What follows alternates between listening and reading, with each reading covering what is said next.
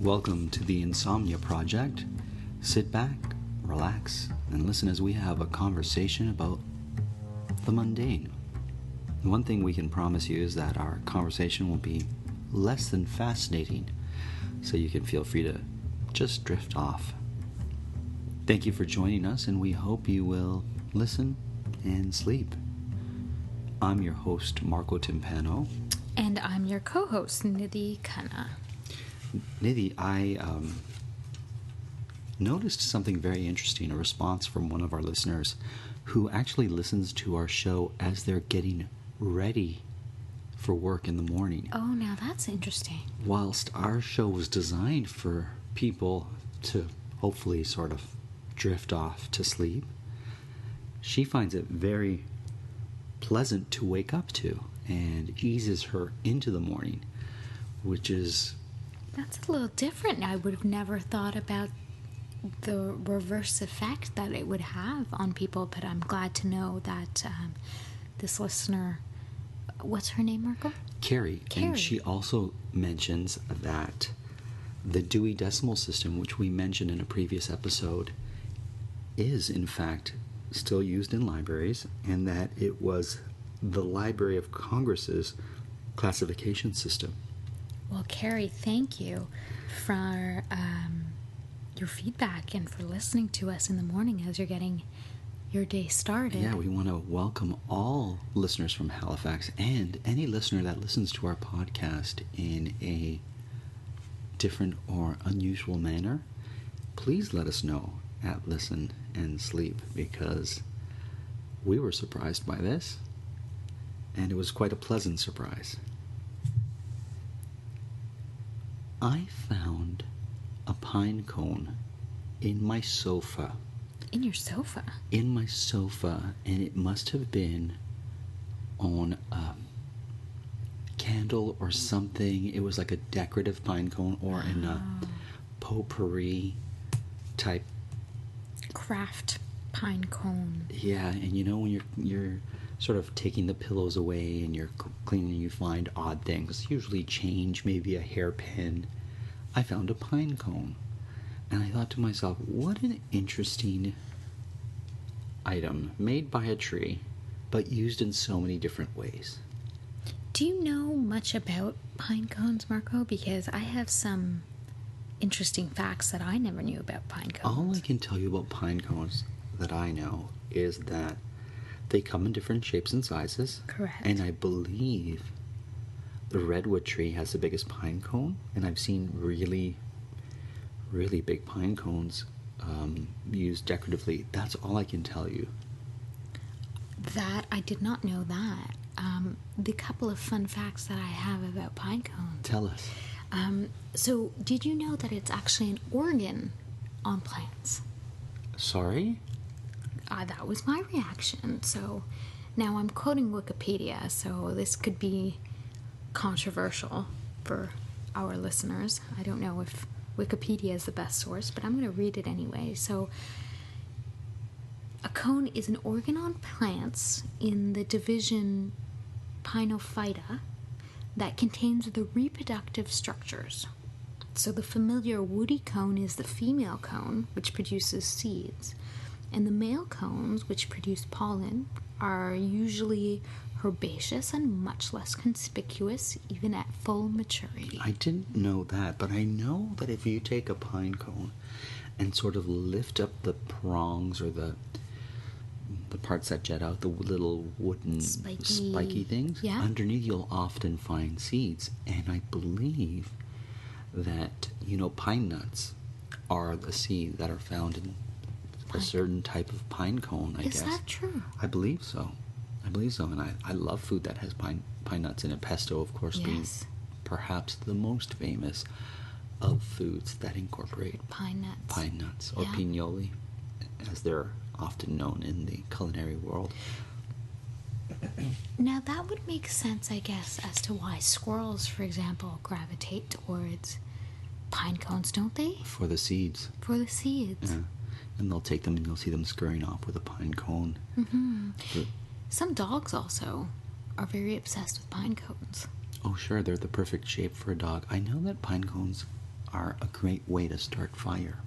So if you're making, let's say, a campfire, Sure. or if you have a fire burning stove and you need to light paper and the larger pieces of wood, you can start off by gathering a multitude of pine cones that are dry, of course. You don't want to ever ignite wet wood, and pine cones are woody, and you start off by lighting pine cones and it'll help ignite your fire. Is that true? So you would ignite the pine cone itself. Right, because they're woody and they're very they're not thick and big and bulky.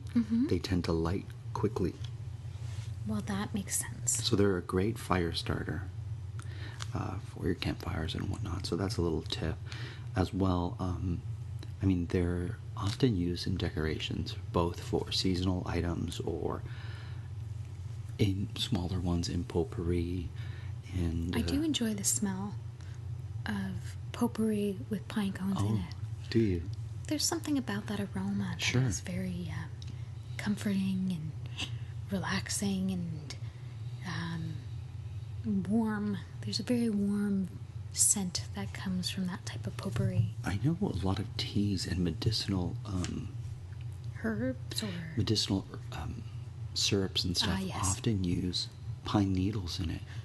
So I know that if you've ever had, that product called Buckley's, Yes. for when you have like a sore throat or congestion and whatnot, it has a very strong pine flavor to it, and I believe they use pine oil and perhaps pine needles in it, and so it's an interesting ingredient that people use.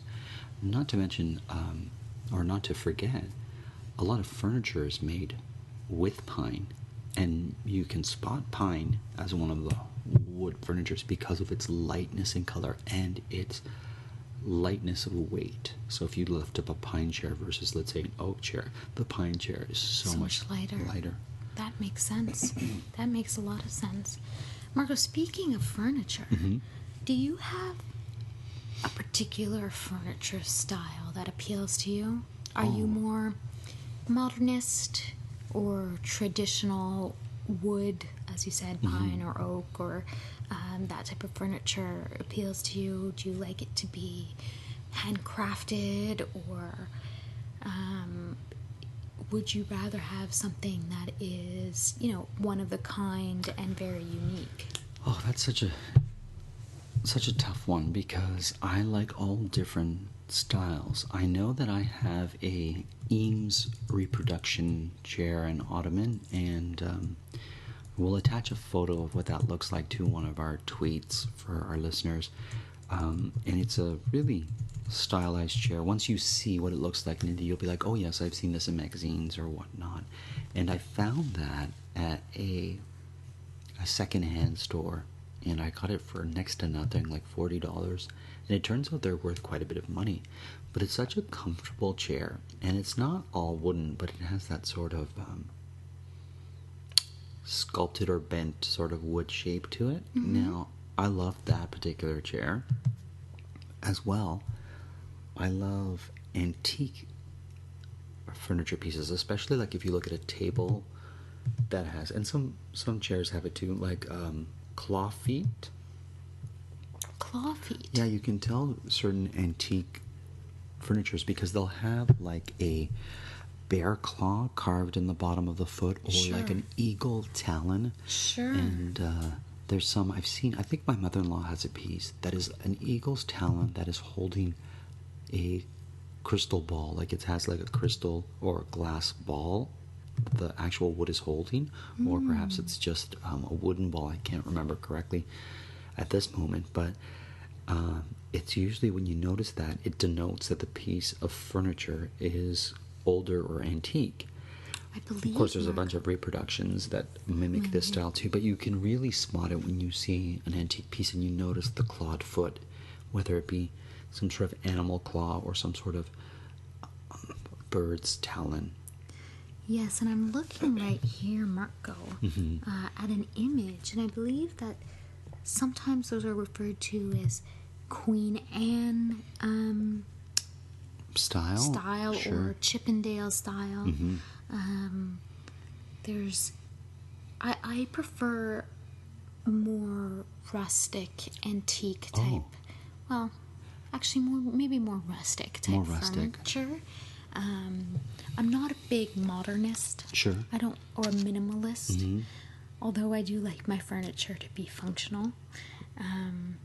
But I do enjoy kind of evoking a sense of feeling like you're at your cabin. Okay. That Norwegian, Danish kind of sure. clean lines, but not too modern. Right.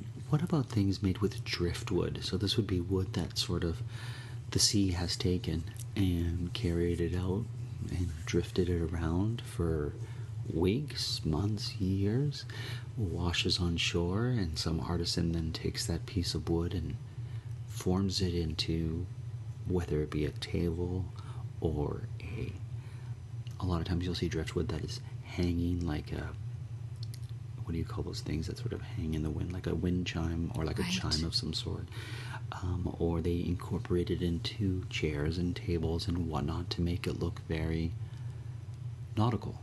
I think that's beautiful and unique. That's what I like about it. But it's funny because I say unique, and yet I could also go very much for some functional IKEA furniture. So, much of which is pine. That's the sound of my glass hitting another glass as we enjoy our tea here today on the Insomnia Project. Another thing that I love the warmth of wood. So even like hardwood floors, I know they're so expensive, but there's something just so beautiful about seeing great hardwood floors, or even putting your bare feet on a natural fiber, natural material like wood. Absolutely.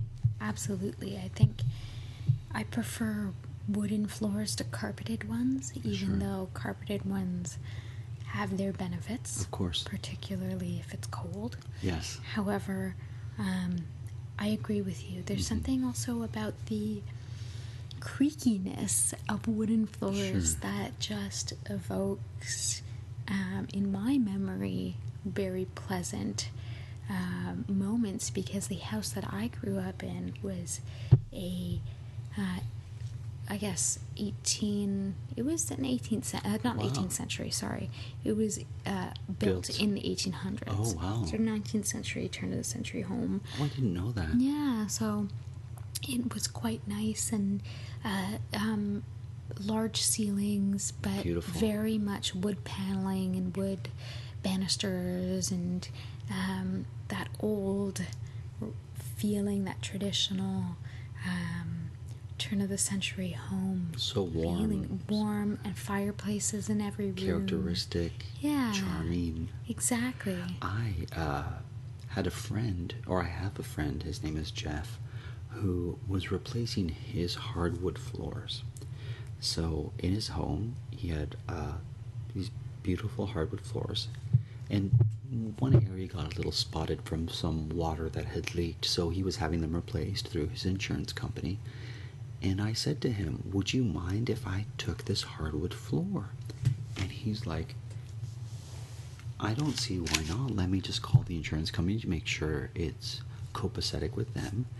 And they said, you're doing us a favor by removing them. And so that's great. I had a couple of cousins go to Jeff's house, and with special crowbars, we carefully removed this hardwood floor. And then we put it in a van and drove it an hour and a half north to my cottage. And we put this hardwood floor, so we recycled basically this beautiful material that was going to get tossed out, put it in our cottage, and like you said, it adds a warmth, a charm, a feel of family and friendliness and nature in your home that I don't think carpet or ceramic does as well. I agree with you, Marco. That's a great story, and I'm happy to hear that you were able to recycle Jeff's hardwood floor, because that would be a shame otherwise to just have thrown that hardwood floor out. And it's very expensive. The It more, is. these natural resources, get utilized and used and what, there's an expense, of course, involved. And, it takes a while for them to be replenished. It takes a while for a tree to grow and whatnot. And it's just nice to know that you're recycling a bit of Mother Nature and something that's taken a while to develop and grow, and to use it in your home in a way that you really appreciate. And we certainly do appreciate the floors, and it has the benefit of being easy to clean, so that if you come back from the beach and your feet are a bit sandy, unlike a carpet that would absorb the grains of sand, you can sweep or vacuum the hardwood floor in the cottage much easier, as you would be able to do in the home. Let's be completely honest. Are you happy with your job? The fact is, a huge number of people can't say yes to that.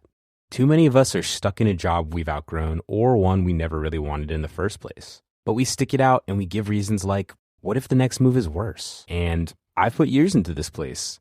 And maybe the most common one, isn't everyone miserable at work? But there's a difference between reasons for staying and excuses for not leaving. It's time to get unstuck. It's time for strawberry.me. They match you with a certified career coach who helps you get from where you are to where you want to be, either at your existing job or by helping you find a new one. Your coach helps clarify your goals, creates a plan, and keeps you accountable along the way. Go to strawberry.me/career and get 50% off your first coaching session. That's strawberry.me/career. How do you feel, Marco, about dark floors, like dark hardwood? So I have a dog, for example, and dark dog. My dog sheds, and so I had an apartment once where I had dark flooring, and I found it very cumbersome because I would have to sweep or mop pretty much every day. Oh, I didn't know that. I didn't know. Because you could see the hairs, the hair or the dust would be very evident if you saw any dust on it. So I prefer lighter wood on my flooring. However, I do find the darker hardwood to be quite beautiful. It's interesting because this is quite a debate when people are selecting flooring, what color to go with. I love the natural look of the wood. So if it's a cherry wood, I love that there's a bit of red in it. If there's an oak, I like that it's dark, or a walnut, it's that sort of dark walnut color. I don't know if I have a preference, to be honest with you, because I have hardwood floors in my home that are, let's say, honey color, that I'd love to strip or sand down and give it another life with a different color. But it's interesting because you mentioned creaking, and these hardwood floors, as you go towards the stairs, right at the foot of the stairs, I guess that's an area that receives a lot of impact. That's where you'll find a little bit of creaking in my hardwood floors, and there is a bit of a charm to it. There is a bit of a nod to the flexibility of a natural substance like wood. It's very true. It's very true. Now, I wanted to talk to you about traffic signs, especially traffic signs that you find in other countries or other places that are different than, say, the traffic lights that are green, yellow, and red that we have here in North America, or symbols and signs that we see on traffic signs that are very identifiable for us. Marco, that's an interesting topic of conversation, because I recently came back from a trip in the UK, visiting some friends in London, and their traffic signals, of course, there's the red, green, and yellow. Sure. And they have similar looking traffic structures. However, they use yellow twice. So they use yellow before the traffic is about to turn green, Oh, okay. we use the yellow Before. light before traffic is about to stop as a signal to tell you To slow down, yield. So they use it to tell you that it's time to change your gear because there's so many standard Of course. vehicles that the traffic's about to go again. Yeah, And the manual transmission. and because there's so many roundabouts and things like that, I guess they use it to make sure that the flow of traffic is ready to start up again. At least that was my assumption. That's fascinating. I know when we were in England last year, there were so many roundabouts, and you just get on these roundabouts, and some of them are like part of a highway, and they're really quick and have many lanes to it. And for someone who's not as used to a roundabout, it can get a little bit tricky. But that said, it does allow for movement in the traffic. I know that I'm always fascinated when I leave my province of Ontario and head into Quebec and see how their traffic lights, whilst they still have the green, yellow, and red, they have different shapes to them, and they have sort of a different place where you stop in front of those traffic lights. So I feel like in Quebec you tend to stop closer to the light, whereas in Ontario you tend to stop further back from the lights. And I know that in Montreal a lot of the lights are more modern. Okay, yeah. In look. It's funny, Marco, because as you know, I'm from Montreal originally. However, I never really noticed the traffic lights. Of course. But next time I go back to visit family and friends, I'm definitely going to take a look at that. And also, I agree, the traffic in Montreal does tend to stop closer to the light. I also found it very interesting when I first moved here to Toronto because in Quebec I find there's less likelihood of someone stopping at a yellow. It's sort of there's less of that we need to slow down now. I see. I think there's also what I noticed in Quebec, sometimes people will block the intersection, whereas over here people get very irate by that. Sure. It's interesting, even the lines on the road are different from place to place that you go. That's true. And I love things that are unique to certain places. So for example, obviously in Canada we have icy and snowy conditions, so you'll often see signs that have slippery or little snowflakes on Yes. the whereas when you go to Florida or somewhere warm, you don't see those. No. And so you see other things that are kind of unique and neat. And one thing if I was to pick a traffic signal or sign that I appreciate the most, it would be the green left turn arrow. Yes. That is often found in trickier sort of intersections. But I find that particular traffic signal sign to be A, my favorite, and B, the most useful in allowing for traffic to flow. And I wish we had more of those, as well as the roundabout that you mentioned earlier. I find it interesting, Marco, because we're very organized, for lack of a better word, with regards to our traffic signals here in Canada, and I guess in North America in general. If you don't obey the traffic signs, Yes. you get ticketed. Sure. However, there are parts of the world, for example, when I go to India to visit family, or if you've been to Southeast Asia, for example, where the traffic signals are more of a guideline rather than a strict set of rules. I see. And so it's interesting because you take a different approach to maneuvering in traffic. So I remember once when I was visiting India and we went to Delhi, which has quite a bit of traffic. I had asked the person I was driving with,